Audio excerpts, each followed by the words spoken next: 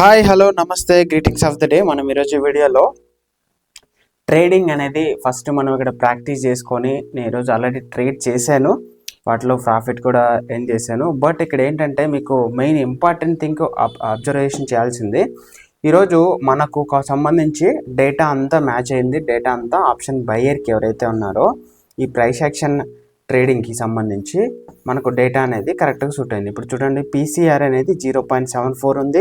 And అదేవిధంగా ఇక్కడ చూస్తే మనకి ఓపెన్ ఇంట్రెస్ట్, మనకి ఇక్కడ కూడా చూసినా కూడా మనకు ఓపెన్ ఇంట్రెస్ట్ అనేది మనకి ఇక్కడ ఏం చెప్తుందంటే పుట్ సైడ్ మార్కెట్ అనేది ఫాల్ అయ్యే ఛాన్సెస్ అనేది ఎక్కువగా ఉందని అని ఇక్కడ చూపిస్తుంది. మనకు ప్రైస్లో కూడా మనకు చేంజెస్లో కూడా ఇక్కడ మనకి మార్కెట్ కిందకి బేరిష్ మోడ్లోనే ఉంటుందని ఇక్కడ చూపిస్తుంది. అదేవిధంగా వాల్యూమ్ కూడా చూసినా కూడా ఇక్కడేమో 11 CR ఉంది. ఎగ్జాంపుల్ ఒక స్ట్రైక్ ప్రైస్ తీసుకుంటే ఇక్కడేమో 16 CR ఉంది, ఇక్కడేమో 7 CR ఉంది, ఇక్కడేమో 3 CR ఉంది. అంటే కంప్లీట్గా మనం ఒక అనాలిసిస్కి నేను ఏమొచ్చానంటే మార్కెట్ అనేది పుట్ సైడ్ వెళ్తుంది అనేసి, మార్కెట్ అనేది బేరిష్ మోడ్లో వెళ్తుందని చెప్పేసి నేను ఇక్కడ ఎంట్రీ తీసుకున్నాను. ఈ క్యాండిల్లో చిన్న క్యాండిల్ కనపడుతుంది కదా, రెడ్ క్యాండిల్, నేను ఈ చిన్న క్యాండిల్లో నేను తీసుకున్నాను. ఓకే, ఇప్పుడు ఈ చిన్న క్యాండిల్లో నేను ఎంట్రీ తీసుకున్నాను. ఎంట్రీ తీసుకున్న తర్వాత మార్కెట్ ఏమైందంటే ఇక్కడ నుంచి నేను ఎంట్రీ ఇక్కడ తీసుకున్నాను. ఇక్కడ మనం నిఫ్టీ ఇండిసెస్లో అండ్ ప్రైస్ విషయంలో అయితే నేను అరౌండ్ ఒక సంథింగ్ ఒకసారి చూపిస్తాను. ఇక్కడ ప్రైస్ నేను 131 రూపీస్కి నేను తీసుకున్నాను. 140కి ఎగ్జిట్ అయిపోయాను అనమాట. అరౌండ్ ఒక 150 క్వాంటిటీ యూజ్ తీసుకున్నాను. అదేవిధంగా నేను మనీ 19,000 మాత్రమే యూజ్ చేశాను. ఇక్కడ చూస్తే మనం ఒక 1 వీక్ కింద మనం ట్రేడింగ్ చేసి చూస్తే లాస్ట్ 1 వీక్ నుంచి మనం 20,000 యాడ్ చేసాము. అండ్ అదేవిధంగా ఈ రోజుకి మనకు 29,000 అయింది. 20,000 యాడ్ చేస్తే అరౌండ్ 9,700 అనేది ప్రాఫిట్. అండ్ బ్రోకరేజ్ విషయానికి వస్తే 65 రూపీస్ అనేది ఈరోజు బ్రోకరేజ్.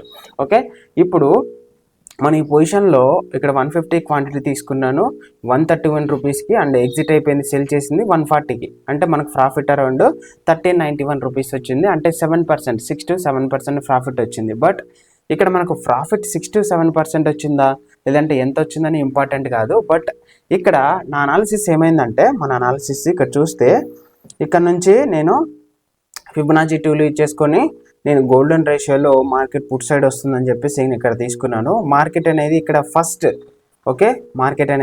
ఫస్ట్ సపోర్ట్ లాగా తీసుకుంటుంది అనుకున్నాను. ఎగ్జాక్ట్గా మార్కెట్ అలానే తీసుకుంది. బట్ నెక్స్ట్ క్యాండిల్లో మనకు మళ్ళీ ఫాల్ అవ్వడం జరిగిందనమాట. కాబట్టి ఇక్కడ నేను ఎంట్రీ తీసుకున్నాను, ఈ క్యాండిల్లో నేను ఎగ్జిట్ అయిపోయాను. ఎందుకు ఎగ్జిట్ అయిపోయానంటే మార్కెట్ అనేది రివర్స్ అయింది. మార్కెట్ అనేది మళ్ళీ బయర్స్ స్ట్రెంత్ వచ్చింది, మళ్ళీ ట్రాప్ చేసి మళ్ళీ కిందకి అనేది వెళ్ళిపోయింది. కాబట్టి ఇక్కడ మనం అనుకున్న టార్గెట్కి అయితే రీచ్ అయింది. ఓకే, మనం ఇక్కడ 131 రూపీస్కి బై చేస్తే అరౌండ్ ఒక 20% వీటికి అనుకున్నా కూడా, ఓకే 20% అనుకున్నా కూడా అరౌండ్ ఒక 26 రూపీస్ అనుకున్నా. ఇప్పుడు మనకి అరౌండ్ 156, మనకి 20% అనేది ప్రాఫిట్ అనేది వచ్చింది. ఓకే, 1:2 మనం 10% లాస్ అనుకున్నాము అండ్ 20% ప్రాఫిట్ అనుకున్నాం. బట్ మార్కెట్ అనేది ఇక్కడ నేను అనుకున్నది ఇక్కడ నుంచి మార్కెట్ మళ్ళీ పైకి వెళ్తుంది అనుకున్నాను, అలానే వెళ్ళింది. బట్ ఇక్కడ నుంచి మార్కెట్ ఇంత పెద్ద క్యాండిల్తో రివర్స్ అవుతుందని ఎక్స్పెక్ట్ చేసి నేను ముందే ఎగ్జిట్ అయిపోవడం జరిగిందనమాట. ఓకే, ఇక్కడ నేను ఈ లైన్ ఎందుకు డ్రా చేశానంటే, నేను ఇక్కడ ప్రీవియస్ సపోర్ట్ తీసుకుంటే ఒకసారి చూపిస్తాను. ఇక్కడ ఈ ప్రీవియస్ సపోర్ట్లో నాకు ఇక్కడ మేజర్గా ఇక్కడ స్ట్రెంత్, మనకు బయ్యర్స్ స్ట్రెంత్ వస్తారని చెప్పి బయ్యర్స్ మళ్ళీ పైకి తీసుకెళ్తారని చెప్పి అనుకున్నాను. నేను అక్కడ లైన్ అనేది డ్రా చేశాను. ఇప్పుడు డ్రా చేసినట్టే ఎగ్జాక్ట్గా మళ్ళీ పైకి వెళ్ళింది అక్కడ నుంచి. దాని తర్వాత మళ్ళీ ఇక్కడ నుంచి పైకి వెళ్ళింది, రివర్స్ అనేది అయింది. కాబట్టి మార్కెట్ అనేది ఇలాంటి ట్రాపింగ్ ట్రేడ్స్ అనేవి ఉంటాయి. మనం ఎక్స్పెక్ట్ చేసినట్లు ప్రతిరోజు 20%, ప్రతిరోజు 10%, 15% మనం అనుకున్న ప్రాఫిట్స్ అనేది రావు. ఓకే, గుర్తుపెట్టుకోండి main rule number 1. Second point, market మనకు లైవ్లో ఏదైతే కనపడుతుందో దాన్ని బట్టే మనం చూసి డెసిషన్ తీసుకోవాలి. ప్రాఫిట్ ఎగ్జిట్ అవ్వాలన్నా బై చేయాలన్నా ఓకే, ఓన్లీ 1 ట్రేడ్ తీసుకోవాలి. ఇప్పుడు నేను ఆల్రెడీ 1 ట్రేడ్ ప్రాఫిట్ చేశాను, బట్ ప్రాఫిట్ చేసినందుకు నాకు హ్యాపీ అనేది లేదు. బట్ ఇక్కడ మనం అనాలిసిస్ అనేది డ్రాప్ మళ్ళీ రివర్స్ అయింది, మళ్ళీ ఆ ప్రైస్కి వచ్చిందని చెప్పేసి నేను ఎగ్జిట్ అయిపోయాను. కాబట్టి ఇక్కడ ప్రాఫిట్ అండ్ లాస్ అనేది ఇంపార్టెంట్ కాదు. ఇక్కడ మార్కెట్ మనం అనుకున్నట్టే ఎగ్జిట్ అయిన తర్వాత, ఇక్కడ ఎగ్జిట్ అయిన తర్వాత మళ్ళీ రివర్స్ అనేది అయింది. ఒకవేళ ఈ సపోర్ట్ని బ్రేక్ డౌన్ కానీ చేసి ఉంటే మళ్ళీ ఇక్కడి వరకు మార్కెట్ అనేది వచ్చేది. కాబట్టి నేను సేఫ్గా ఎగ్జిట్ అవ్వడం జరిగింది. కాబట్టి ఈరోజు మన అనాలిసిస్ అనేది ఇది అనమాట. ఓకే, ఇప్పుడు మనం థియరీ పార్ట్ విషయానికి వస్తే ఈరోజు మనం చెప్పుకోవాల్సింది అంటే మనం ప్రతి వీడియోలోకి వెళ్ళే ముందు ఈ 4 టాపిక్స్ అనేది డిస్కస్ చేస్తాం. ఒకటి last video summary, second practice అనేది మీకు ఆల్రెడీ చూపించేశాను. ఏ విధంగా నేను ట్రేడ్ తీసుకున్నాను, ఏ విధంగా ఎగ్జిట్ అయిపోయాను సేఫ్గా అండ్ మనం లాస్ లేకుండా. అంటే మనం అనుకున్నదేమో 20% టార్గెట్ అనుకున్నాము, కానీ 6 to 7% ప్రాఫిట్ వచ్చింది. ఓకే, ఇక్కడ ప్రాఫిట్ వచ్చినందుకు నాకు హ్యాపీ అని కాదు, బట్ మనం అనుకున్న ప్లాన్ ప్రకారం మనం ముందుకు వెళ్తున్నాం, అది ఇంపార్టెంట్. వెళ్తున్నామా లేదా అనేది క్రాస్ చెక్ చేసుకోవాలి. And coming to last video summary విషయానికి వస్తే మనం ఫస్ట్ పాయింట్ మనం చెప్పింది forex, crypto and Indian F&O. Last వీడియోలో అయితే మనం ఫారెక్స్, F&O అండ్ క్రిప్టో గురించి మనం చెప్పుకున్నాము. డిఫరెన్స్ ఏంటి, ట్యాక్సేషన్ ఎలా ఉంటుంది అండ్ అదేవిధంగా అక్కడ కూడా మనం ట్రేడింగ్ అనేది చేసుకోవచ్చు అనేసి ఇది ఒక ఐడియా కోసం నేను ఇక్కడ లాస్ట్ వీడియోలో చెప్పడం జరిగింది. ఓకే, మన లాస్ట్ వీడియో అయితే మనం forex, crypto and Indian F&O differentiation చేసి మీకు చూపించాను. అండ్ అదేవిధంగా ప్రాక్టీస్ కూడా మనకు అయిపోయింది. ఇప్పుడు కమింగ్ టు థర్డ్ పాయింట్. ఈ థర్డ్ పాయింట్ విషయానికి వస్తే వీడియోలో ఉన్న మెయిన్ టాపిక్స్ మనం చెప్పుకొని వాటి నుంచే రివిజన్ సమ్మరీ చేసుకుంటాం. ఆ వీడియోలో చెప్పిన మెయిన్ టాపిక్స్ చెప్పుకొని తర్వాత రివిజన్ చేసుకొని మనం వీడియో అనేది ఎండ్ చేస్తాం. ఈరోజు వీడియోలో ఉన్న మెయిన్ టాపిక్స్ ఏంటంటే ఇక్కడ మిస్సింగ్ ట్రేడింగ్ టాపిక్స్. ఇప్పటి వరకు మనం అరౌండ్ ఒక 25 వీడియోస్ దాకా మనం ట్రేడింగ్ గురించే మనం కంప్లీట్గా ట్రేడింగ్ గురించే వీడియోస్ అనేది కంటిన్యూస్గా చేసుకుంటూ వస్తున్నాం. ఓకే, ఇది మనకు ఆల్మోస్ట్ లాస్ట్ వీడియో. మనకు ప్రాక్టీస్ విషయానికి వస్తే నేను డే టు డే నేను చూపిస్తుంటాను. మార్కెట్ అనేది ఓపెన్లో ఉన్నప్పుడు మనం ట్రేడింగ్ అనేది చూపిస్తూ మీకు అనాలిసిస్ అనేది షేర్ చేస్తూ ఉంటాను. ఓకే, కమింగ్ టు మనం ట్రేడింగ్ వీడియోస్ విషయానికి వస్తే టాపిక్స్ విషయానికి వస్తే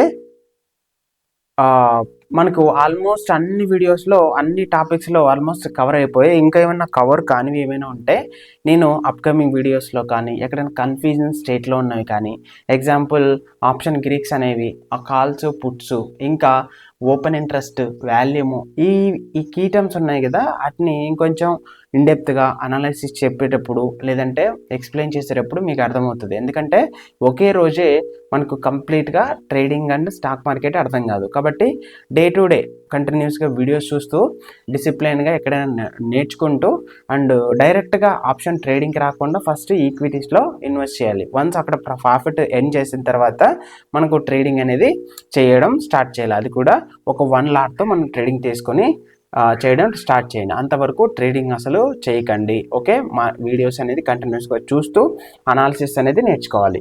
ఓకే, ఇప్పుడు ట్రేడింగ్లో మనం ఇప్పటివరకు చెప్పుకున్న టాపిక్స్తో పాటు ఈ టాపిక్స్ కొన్ని మిస్ అయ్యాయి అన్నమాట. ఓకే, ఇక్కడ first advanced options derivative strategies అనేవి మిస్ అయ్యాయి.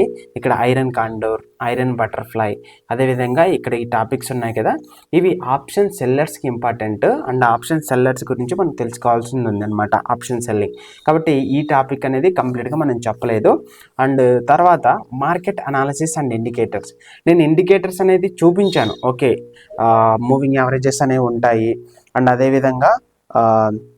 అదేవిధంగా మనకు ఆర్ఎస్ఐ ఉంటుంది, అలానే ఆర్ఎస్ఐ ఉంటుంది, ఫిబొనాచి టూల్ అనేది ఒకటి ఉంటుంది అండ్ అదేవిధంగా మనకు పారాబోలిక్ సార్ అని, పీసార్ అని ఒకటి ఉంటుంది. అదేవిధంగా కొన్ని ఇండికేటర్స్ అనేది చూపించాను మీకు. ఓకే, అది జస్ట్ చూపించాను, బట్ ఇన్డెప్త్గా నేనైతే చెప్పలేదు. ఓకే, ఇలా మనకు ఇన్డెప్త్గా చెప్పుకుంటున్నప్పుడు మనకు ఇండికేటర్స్ అనేది నేను ప్రాక్టీస్ చేస్తున్నప్పుడు మనం ఇండికేటర్స్ గురించి చెప్తా ఉన్నప్పుడు మనకు అనేది అర్థమవుతుంది. అదేవిధంగా ఇక్కడ ఇంకా మార్కెట్ అనాలిసిస్ విషయానికి వస్తే, మీకు ఆల్మోస్ట్ డే టు డే కొంచెం చెప్పుకుంటూ ముందుకెళ్తున్నాము మనం. ఓకే, మీకు లైవ్లో ప్రాక్టికల్గా చూపించడము and market structure, support and resistance, అదేవిధంగా లైవ్ డేటా అనేది చూపించడం జరిగింది. అదేవిధంగా ఇండికేటర్స్ అనేది కొన్ని మిస్ చేసాము. ఓకే, కంప్లీట్గా అయితే నేను చెప్పలేదు, జస్ట్ ఇండికేటర్స్ అనేది ఇలా ఉంటాయి అనేసి నేను చూపించాను. అండ్ అదేవిధంగా రిస్క్ మేనేజ్మెంట్ గురించి మనం ఆల్రెడీ ఒక 2-3 వీడియోస్ ట్రేడింగ్ గురించి, ఈక్విటీస్లో గురించి నేను చెప్పాను. బట్ ఇవి ఇంకొంచెం ఇన్డెప్త్ అడ్వాన్స్డ్ రిస్క్ మేనేజ్మెంట్ వాటి గురించి వస్తాయి. బట్ అవి అవసరం లేదని చెప్పి నేను చెప్పలేదు అక్కడ. ఇవి ఒకవేళ మనకు అవసరం అవుతాయి అనుకుంటే నేను ఒకసారి చూసి నేను ఎక్కడైనా వీడియోస్లో ఇంక్లూడ్ చేయడానికి ట్రై చేస్తాను. అండ్ అదేవిధంగా ట్రేడింగ్ సైకాలజీ అండ్ డిసిప్లిన్కి నేను ఒక 2 బుక్స్ సజెషన్ చేశాను అనమాట. ఆ 2 బుక్స్ అండ్ అదేవిధంగా ఈ వర్డ్స్ మీకు ఆల్రెడీ ఎక్స్ప్లెయిన్ చేశాను. అండ్ తర్వాత ట్రేడింగ్ జర్నల్ అనేది మనం ఎక్కడైనా నోట్బుక్లో కానీ ఎక్కడైనా రాయడం కానీ ఇలాంటివి మనం ఎందుకు తీసుకున్నాము, మనం ఏ మిస్టేక్ చేసాము, ఆ మిస్టేక్ నుంచి ఏం నేర్చుకున్నాము, ఇలాంటివన్నీ ట్రేడింగ్ జర్నల్లో మెయింటైన్ అనేది చేయాలి. అండ్ అదేవిధంగా institutional trading big players, institutions hedging అనేది ఏ విధంగా చేస్తారు, హెడ్జింగ్ ఎందుకోసం చేస్తారు. ఓకే, నేను ఆల్రెడీ ఇది చెప్పాను. వాటిలో ఉన్న టాపిక్స్లోనే ఇంకొన్ని ఇవి కొన్ని కీ టర్మ్స్ ఉన్నాయి, అవి చెప్పలేదు. అండ్ అదేవిధంగా algo trading and automated trading, ఇది ఆల్రెడీ నేను చెప్పాను. డిఫరెన్షియేషన్ ఎలా ఉంటుంది, ఆల్గోస్ ఎందుకు యూజ్ చేస్తారు, ఆటోమేషన్ ట్రేడింగ్ ఎందుకు, ఆటోమేటిక్ అది మాన్యువల్ ట్రేడింగ్ అనేది ఎందుకు చేస్తాం, ఆల్గో ట్రేడింగ్ అనేది ఎందుకు చేస్తాం అనేది ఆ డిఫరెన్స్ అనేది నేను చెప్పాను. అండ్ అదేవిధంగా trading in different markets. Okay, trading in different markets last వీడియోలో ఫారెక్స్, క్రిప్టో, అదేవిధంగా ఈక్విటీ గురించి అండ్ ట్రేడింగ్ గురించి నేను చెప్పడం జరిగింది. ఈటీఎఫ్స్, మ్యూచువల్ ఫండ్స్, అదేవిధంగా సిప్ అని కొన్ని ఉంటాయి మనకి స్టాక్ మార్కెట్లో, అవి నేను చెప్పలేదు. అవి కూడా మనకు అవసరం అవుతాయి అనుకుంటే మీకు ఒక బ్రీఫ్ ఇంట్రడక్షన్స్ అనే లాగా నేను ఒక అర్థమయ్యేలాగా ఒక కాన్సెప్ట్ అనేది చేస్తాను. అండ్ అదేవిధంగా fundamental and news based trading, ఇది ఆల్రెడీ మీకు ఒకసారి చెప్పాను. ఏంటంటే న్యూస్ ఆర్ న్యూసెన్స్, న్యూస్ని ఫాలో అవ్వద్దు. మనం ఈరోజు న్యూస్ని ఫాలో అయ్యేది నెక్స్ట్ ఆఫ్టర్ ఒక 3 monthsకి 6 monthsకి లేదంటే ఒక 6 years తర్వాత 1 year తర్వాత యూస్ఫుల్ అయ్యే న్యూస్ని మనం చదవాలి. అంటే ఎలా డిఫరెంట్ సెక్టార్స్ ఎలా ఉంటాయి, కంపెనీ బ్యాలెన్స్ షీట్ ఎలా ఉంటుంది, ఫ్యూచర్లో ఎలా ఉండబోతుంది, ఆ సెక్టార్కి గవర్నమెంట్ అనేది సపోర్ట్ ఇస్తుందా లేదా, కంపెనీ ఎక్స్పాండ్ చేస్తుందా లేదా, కంపెనీ ఎక్స్పాన్షన్ చేస్తుందా, మార్కెట్ క్యాపిటలైజేషన్ ఎలా ఉంది, అలానే కంపెనీలు ఎవరైనా డైరెక్టర్స్ అబోవ్ 70 years పైన ఉన్న వాళ్ళు, 60 years పైన ఉన్న వాళ్ళు ఉన్నారా, వాళ్ళకు ఏ విధంగా వాళ్ళ గోల్స్ అనేవి ఉన్నాయి. ఓకే, ఇలా ఫండమెంటల్స్, టెక్నికల్స్, అలానే గవర్నమెంట్ సపోర్టు, మార్కెట్లో ఎక్స్పాన్షన్ ఎలా ఉంది ఆ ప్రోడక్ట్కి, అండ్ టాంజిబుల్ ఇంటాంజిబుల్ అసెట్స్, ఇవి ఫండమెంటల్లో మనం చెక్ చేసుకోవాలని మన లాస్ట్ వీడియోలో చెప్పాము కొన్ని ఫండమెంటల్ అనాలిసిస్ చేసేటప్పుడు. అండ్ అదేవిధంగా ఇక్కడ ఎకనమిక్ ఇండికేటర్స్ అని కొన్ని ఉంటాయన్నమాట. ఓకే, ఈ ఎకనమిక్ ఇండికేటర్స్లో సిపిఐ అంటే మన ఇన్ఫ్లేషన్ని మనం మెజర్ చేస్తాం. అండ్ జీడిపి అంటే ఇండియా ఎకానమీ ఎలా ఉంది, జీడిపి అనేది దీన్ని వారెన్ బఫెట్ ఇండికేటర్ అని కూడా అంటారనమాట. ఓకే, మనం జీడిపిని కూడా మనం టోటల్ మార్కెట్ క్యాపిటలైజేషన్ని, మనం స్టాక్ మార్కెట్లో లిస్ట్ అయిన మార్కెట్ క్యాపిటలైజేషన్, అదేవిధంగా ఇండియా యొక్క జీడిపి వాల్యుయేషన్ ఉంది కదా, దాన్ని మనం టోటల్ చేస్తే మనకి ఒక 2 కంటే తక్కువగానే వస్తే మనకు మార్కెట్ అనేది బాగుంటుంది. అండ్ అబోవ్ 2 ఉంటే మనకు ఓవర్ వాల్యూడ్ మార్కెట్ అంట, అంటే matured market. Okay, matured market అంటే ఏంటి, మనకు యుఎస్, అమెరికా అనేది మెచ్యూర్డ్ మార్కెట్. కాబట్టి మనది ఇంకా డెవలపింగ్ నేషన్, ఇంకా మనం వరల్డ్ బ్యాంక్ చూసుకున్నా, వరల్డ్ ఎకనామిక్ ఫోరం చూసుకున్నా, అండ్ మన ఇండియన్ ఎకానమీ డెవలప్ చేస్తున్నది, అండ్ ఇన్ఫ్రాస్ట్రక్చర్కి మనం ఇన్వెస్ట్మెంట్ చేస్తున్నది, ఇలాంటివన్నీ చూస్తే మన ఇండియాకి చాలా స్కోప్ అనేది ఉంది. గ్లోబల్గా చూసినా కూడా ఇంత పెద్ద పాపులేషన్ ఉంది, అండ్ ఏరియాలో చూసినా, అండ్ మనం యునైటెడ్ నేషన్లో మనం ఇనిషియల్ డేస్ నుంచి మనం పీస్ కీపింగ్ ఫోర్స్లో ఉన్నాము. యునైటెడ్ నేషన్ మెంబర్గా ఉన్నాము. కాబట్టి ఇవన్నీ మనకి ఇన్ని ఆపర్చునిటీస్ ఉన్నా కూడా మనం ఇంకా గ్లోబల్గా ఒక ఫిఫ్త్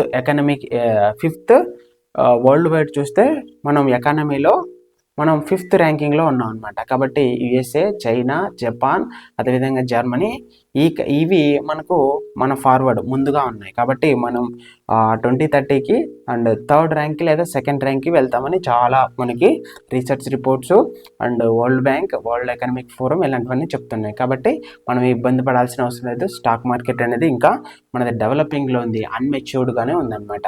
ఓకే, ఇంకా మెచ్యూరేషన్ స్టేజ్, ఇంకా పెరిగే ఛాన్సెస్ అనేది చాలా ఉంది. కాబట్టి మనం ఇబ్బంది పడాల్సిన అవసరం లేదు. కాబట్టి మనకి ఇక్కడ ట్రేడింగ్ టాపిక్స్, ఇంకా నేను కొన్ని టాపిక్స్ మిస్ అయినవి నేను ఇక్కడ మెన్షన్ చేస్తున్నాను. ఇవి సిపిఐ అంటే ఏంటి, జీడిపి గురించి నేను ఆల్రెడీ ఇనిషియల్ డేస్లో చెప్పేశాను అనమాట. ఇనిషియల్ డేస్లో మీరు ఒకసారి స్టార్టింగ్ వీడియోస్ చూస్తే నేను చెప్పడం జరిగింది. కాబట్టి ఒకవేళ ఈ టాపిక్స్లో ఏమైనా మిస్ అయ్యాయి అని అనిపిస్తే నేను అప్కమింగ్ వీడియోస్లో నేను అక్కడక్కడ చెప్పడానికి ట్రై చేస్తాను. ఓకే, సింపుల్గా చెప్పాలంటే సిపిఐ అంటే మనం ఇన్ఫ్లేషన్ని మెజర్ చేస్తారు ఆర్బీఐ ఎవ్రీ 3 to 4 monthsకి మనకు మానిటరీ పాలసీ కమిటీ అనేది ఒకటి ఎస్టాబ్లిష్ చేస్తుంది. ఎందుకంటే గ్రోత్ని దృష్టిలో ఉంచుకొని మార్కెట్ని అనేది స్టేబుల్గా ఉంచడానికి. ఇప్పుడు సపోజు టమోటాస్ మనకు 100 రూపీస్ ఉన్నాయి అనుకోండి. 100 రూపీస్ సామాన్యులు లేదంటే మిడిల్ క్లాస్ వాళ్ళు కొనగలరా? ఓకే, ఇలా మనకి టమోటా ప్రైసెస్ మాత్రమే 100 రూపీస్ పర్ కేజీ ఉంటే మన ఇన్ఫ్లేషన్ వల్ల మనకి అది ప్రైస్ అనేది పెరిగింది. మామూలుగా అయితే 20 రూపీస్, 30 రూపీస్ లేదా 10 రూపీస్ ఉండాల్సినవి 100 రూపీస్కి వెళ్ళాయంటే ఇన్ఫ్లేషన్ వల్ల. ఇన్ఫ్లేషన్ అంటే మార్కెట్లో అందరి దగ్గర డబ్బులు ఉన్నాయి. ఆ డబ్బులు ఉన్నప్పుడు అందరూ టమోటాలకి డిమాండ్ ఎక్కువ అవడం వల్ల మనకు ప్రైస్ అనేది ఇంక్రీజ్ అవుతుంది. అలా మనకు ఇండియన్ ఎకానమీ మనకు ముందు వెళ్ళాలంటే ఇన్ఫ్లేషన్ని కంట్రోల్ చేస్తూ ఒక 4 to 4 ± 6 అనమాట. అంటే మనకి 2 నుంచి ఒక 6 మధ్యలో ఉండాలన్నమాట మనకు మేజర్గా. ఇప్పుడు మనకు కోవిడ్ టైంలో మనకు 7 దాకా 8 దాకా వెళ్ళింది. తర్వాత ఇప్పుడు నార్మల్ స్టేజ్కి వచ్చింది. కాబట్టి ఈ ఆర్బీఐ మానిటరీ పాలసీ కమిటీ అనేది ఒకసారి 3 monthsకి 4 monthsకి మనకు ఎస్టాబ్లిష్ చేసి మనకి ఏం చేస్తారంటే ఇంట్రెస్ట్ రేట్ని పెంచడం, తగ్గించడం. అంటే మన ఇండియన్ మార్కెట్లో మనకు ప్రజల దగ్గర ఉన్న డబ్బులు బ్యాంకుల నుంచి వెనక్కి తీసుకోవడం లేదంటే మార్కెట్లోకి పంప్ చేయడం, అంటే మార్కెట్లోకి రిలీజ్ చేయడం వల్ల మనకి ఇన్ఫ్లేషన్ అనేది కంట్రోల్ చేయడం లేదంటే పెంచడం అనేది చేస్తూ ఉంటుంది ఆర్బీఐ. కాబట్టి గ్రోత్ని దృష్టిలో ఉంచుకొని ఇన్ఫ్లేషన్ని కంట్రోల్లో చేస్తూ అండ్ డెవలప్మెంట్ అనేది ఎకానమీ మనకు ముందుకు వెళ్తూ ఉంటుంది. కాబట్టి ఆర్బీఐ తీసుకున్న డెసిషన్కి ఇక్కడ సిపిఐ ఇండికేటర్ అనేది ఇన్ఫ్లేషన్ కోసం మనం యూజ్ చేస్తాం, కన్జ్యూమర్ ప్రైస్ ఇండికేటర్ అనమాట. ఓకే, ఇలా మనకు CPI, GDP and RBI policy అంటే వాటి కిందకి వస్తుంది, సిపిఐ కిందకి. అండ్ బడ్జెట్ అంటే మనకి ఎవ్రీ ఇయర్ రాబోయే సంవత్సరానికి ఇన్కమ్ ఎంత, ఎక్స్పెండిచర్ ఎంత, ఇలా ఇన్ఫ్రాస్ట్రక్చర్కి ఎంత ఖర్చు పెడుతున్నాము, ఇలా అన్ని సెక్టార్స్ కోసం మనం ఇక్కడ బడ్జెట్లు అనేది పెడతారు. అంటే గవర్నమెంట్ యొక్క ముందు చూపు, గవర్నమెంట్ యొక్క ఫార్వర్డ్, ప్రతి ఒక్క ఖర్చులు ఎలా పెట్టాలి అండ్ మనకి ఇన్కమ్ ఏ విధంగా వస్తుందని చెప్పి బడ్జెట్ రోజున మనం ట్రేడింగ్ అనేది చేయకూడదు.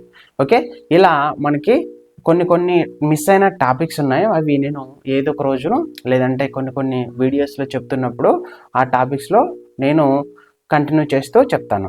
ఓకే, ఇది మనకు ఓవరాల్గా మిస్ అయిన టాపిక్స్. ఇంకేదైనా మిస్ అయిన టాపిక్స్ కూడా నేను అడిషనల్గా యాడ్ చేస్తాను. ఓకే, ఇక్కడితో వీడియో ఎండ్ అయిపోయింది. Okay, thank you for watching this video.